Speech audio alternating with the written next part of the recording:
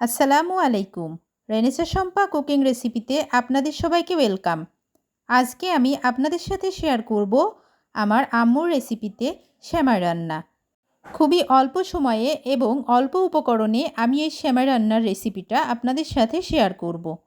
আপনারা দেখতে থাকুন। আমি এখানে 1 প্যাকেট সেমাই নিয়েছি। দেখতেই পারছেন সেমাইয়ের প্যাকেটটা। এখন আমি কড়াইয়ে 2টা তেজপাতা দিয়ে নিলাম, 2টা এলাচ, 1 চা চামচ পরিমাণ ঘি দিয়ে নেব। বন্ধুরা, আপনারা অবশ্যই চেষ্টা করবেন এই সেমাইটা ঘি দিয়ে ভাজার জন্য, তাহলে খেতেও খুব সুস্বাদু লাগে আর ফ্লেভারটাও কিন্তু অনেক দারুণ আসে।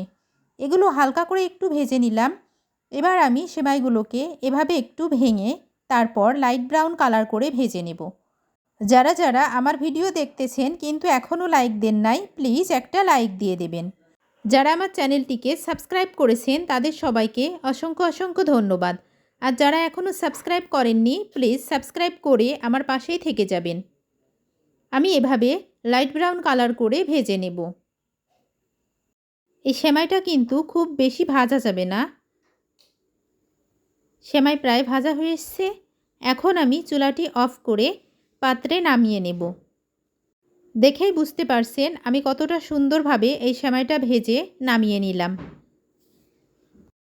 এখন আমি কড়াইয়ে 1.5 লিটার পরিমাণ লিকুইড দুধ দিয়ে দেব। অবশ্যই কিন্তু দুধের পরিমাণটা একটু বেশি দিতে হবে, কারণ সেমাইটা আমি একটু পাতলা রাখব। এভাবে সেমাই রান্না করে যদি একটু পাতলা রাখা যায়, খেতে কিন্তু অসাধারণ মজা লাগে। স্বাদ মতো লবণ দিয়ে দেব। হাফ কাপ পরিমাণ চিনি অ্যাড করব। আপনারা চাইলে চিনির পরিমাণটা একটু বেশি দিতে পারেন। আমাদের বাসায় অবশ্যই সবাই মিষ্টির পরিমাণটা কম খায়, এজন্য আমি চিনির পরিমাণটা কম দিলাম। এটাকে খুব ভালোভাবে ফুটিয়ে নেব। এটা খুব দারুণভাবে ফুটে এসেছে। এবার আমি ভেজে রাখা সেমাইগুলো দিয়ে দেব। সেমাইটাকে 2 মিনিটের মতো জাল করে নেব। যেহেতু আমি আগে আপনাদেরকে বলে দিয়েছি সেমাইটা আমি পাতলা রাখব, এজন্য কম জাল দেব।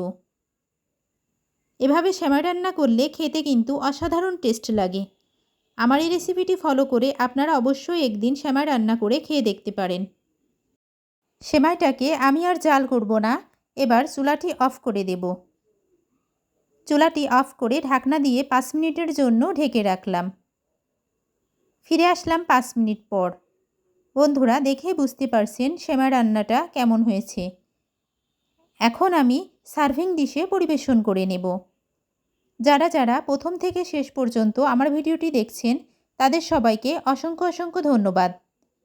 ভালো থাকবেন সবাই। আসসালামু আলাইকুম।